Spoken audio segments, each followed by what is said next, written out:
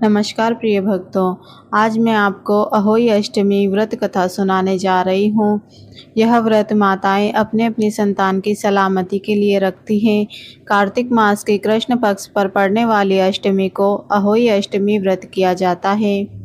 इस साल यह व्रत 5 नवंबर 2023 रविवार के दिन रखा जाएगा।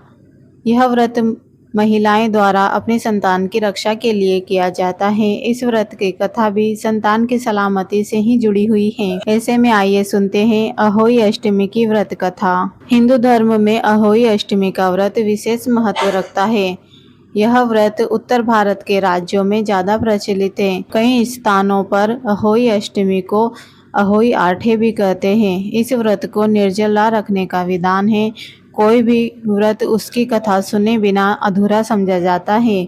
ऐसे में अहोई अष्टमी का व्रत भी इसकी कथा सुने बिना अधूरा है। अहोई अष्टमी का महत्व इस प्रकार है। माताएं अपने संतान की सुरक्षा और सफल जीवन की कामना के साथ अहोई अष्टमी का व्रत रखती हैं। यह व्रत निर्जला रखा जाता है। धार्मिक मान्यताओं के अनुसार इस व्रत को करने से संतान को लंबी आयु और अच्छे स्वास्थ्य की प्राप्ति होती है। यदि निसंतान महिलाओं द्वारा इस व्रत को किया जाता है तो उन्हें अहोई माता की कृपा से संतान की प्राप्ति हो सकती है। अहोई अष्टमी व्रत कथा इस प्रकार है।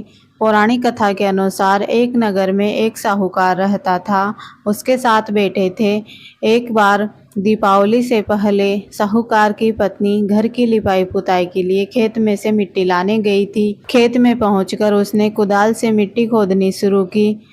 मिट्टी में से इसी बीच उसकी कुदाल से अनजाने में एक शाही यानी झाऊ मूसा के बच्चे की मौत हो गई। क्रोध में आकर शाही की माता ने उसे श्राप दे दिया कि एक एक करके तुम्हारे बच्चों की भी मृत्यु हो जाएगी। श्राप के चलते एक एक करके साहूकार के 7 बेटों का निधन हो गया। इससे दुखी होकर साहूकार की पत्नी ने एक सिद्ध महात्मा की शरण ली और उसे पूरी घटना सुनाई। इस पर महात्मा ने उस स्त्री को सलाह दी कि तुम अहोई अष्टमी के दिन माता भगवती का ध्यान करते हुए शाही और उसके बच्चों का चित्र बनाओ। इसके बाद उनकी आराधना करते हुए अपने कृत्य के लिए क्षमा मांगो। माँ भगवती की कृपा से तुम्हें शाप से मुक्ति मिल जाएगी। साधु की बात मानते हुए साहूकार की पत्नी ने कार्तिक माह के कृष्ण पक्ष की अष्टमी तिथि पर व्रत किया और पूजा की। देवी माँ की कृपा से उनके 7 पुत्र जीवित हो गए। तभी से अपनी संतान के लिए अहोई अष्टमी की पूजा और व्रत करने की परंपरा चली आ रही है। यह थी अहोई अष्टमी व्रत कथा। अगर आपको यह कथा पसंद आई हो तो वीडियो को लाइक करें।